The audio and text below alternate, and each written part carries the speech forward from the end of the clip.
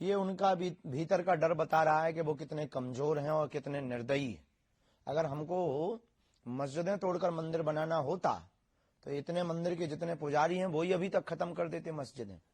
हमें मस्जिदें नहीं, मस्जिदों पे मंदिर नहीं बनाने, जहां हमारे मंदिर थे हमें वहां मंदिरों के पुनर्निर्माण करवाने। अब उनको अगर ये डर है तो भगवान करे उनका डर बरकरार रहे। जी, एक सवाल और है सीए एनआरसी को लेकर के कि इस देश में सीए लागू हो, कुछ लोग इसका विरोध करते हैं। एक तबका कहता है कि उसके खिलाफ है, एक विशेष धर्म के खिलाफ है। विशेष धर्म के खिलाफ नहीं है, इसमें बहुत न्याय प्रणाली के साथ सीए का प्रयोग है। बुद्ध, जैन, ईसाई आदि जितने भी आए हैं भारत में, इन्हें शरणार्थी कहते हैं, एक भाषा में शरणार्थी आए हैं। तो बांग्लादेश और पाकिस्तान आदि से आए हुए अन्य मजहब के लोग भी कुछ आए हैं, जिनका नाम नहीं हम लेना चाह रहे, जिनका भी नाम ले रहे थे उनके समाज के लोग, उनके खिलाफ नहीं है।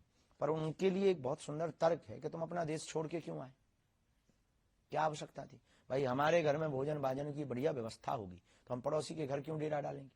या तो कोई तुम्हारा षड्यंत्र है, या फिर तुमको कोई कान भर रहा है, या कोई इंटरनेशनल साजिश है। तो बढ़िया है, सीए बहुत बढ़िया है। शास्त्री जी, एक राजनीतिक सवाल है, क्योंकि 2024 में लोकसभा के चुनाव भी होने हैं, राम मंदिर का निर्माण हो रहा है, ये आकलन है कि इसका प्रभाव भी रहेगा लोकसभा के चुनाव पे। आपको क्या लगता है, भारतीय जनता को जो वोट देने जाएगी, क्या उसको नरेंद्र मोदी को एक और चांस देना चाहिए? हम राजनीति पर टिप्पणी तो नहीं करते, न राजनेता पर टिप्पणी करते। जो राष्ट्र हित की बात कर रहा, राष्ट्र हित के लिए बोल रहा, राम राज्य की स्थापना के लिए जी रहा, ऐसे व्यक्ति को, भारत के संपूर्ण वोटरों को स्वविवेक के साथ अपनी मति के अनुसार वोट देना चाहिए। अब किसको देना चाहिए ये तुम्हारा विवेक, हमारे कहने से आपको वोट देना नहीं। और हम राजनीति पर टिप्पणी करके काहे को बेफिजूली में फंसे। लेकिन कुछ लोग ये राय रखते हैं कि शास्त्री जी पर्ची निकालते हैं तो राहुल गांधी और कांग्रेस की भी कभी पर्ची निकाल करके बता दें कि देखो साहब, हम पर्ची निकालते हैं मानव जीवन की दैहिक दैविक भौतिक समस्याओं के समाधान के लिए। सबको आना चाहिए, जिन्हें निकलवानी है वो आए। अब आपके कहने से नहीं हम निकालेंगे, जिनको निकलवानी है वो हमारे पास आए, हम बिल्कुल बारे में उनके बताएंगे। जो हमें चेतना के बल पर, शक्ति के बल पर पता लगेगा, हम बोलेंगे और जो बोलेंगे वो सत्य होगा।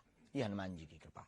एक सवाल है कि जो आज की वर्तमान जो आज का राजनीतिक परिदृश्य है, जिसमें कई अलग अलग मोर्चों पर काम हो रहे हैं, क्या आकलन है आपका इस सरकार को लेकर के जो ये काम कर रही है? मैं किसी पार्टी की बात नहीं कर रहा, किसी नेता की बात नहीं कर रहा, इस पर अभी हम कुछ कह नहीं सकते जी। एक सवाल आखिरी है, चूंकि राम अयोध्या में आ रहे हैं, अपने भवन में जा रहे हैं, राम राज्य को लेकर के कि राम राज्य की स्थापना कैसे हो, सिर्फ राम के आने से राम राज्य की स्थापना नहीं होगी, क्या संदेश देना चाहेंगे आप?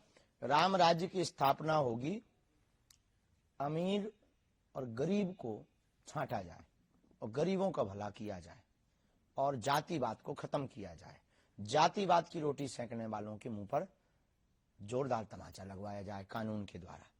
और भारत में राम राज्य की स्थापना, ये जो राम जी के ऊपर टिप्पणी उठाते हैं, इनके लिए कठोर कानून बनाया जाए और तीर्थों को स्वच्छ पवित्र किया जाए और तीर्थ क्षेत्र में बिकने वाली मांस मंदरा पर पूर्ण प्रतिबंध लगाया जाए और गरीबों को पूर्ण अधिकार दिया जाए, चाहे वो किसी भी जाति का हो, किसी भी वर्ग का हो, किसी भी मजहब का हो।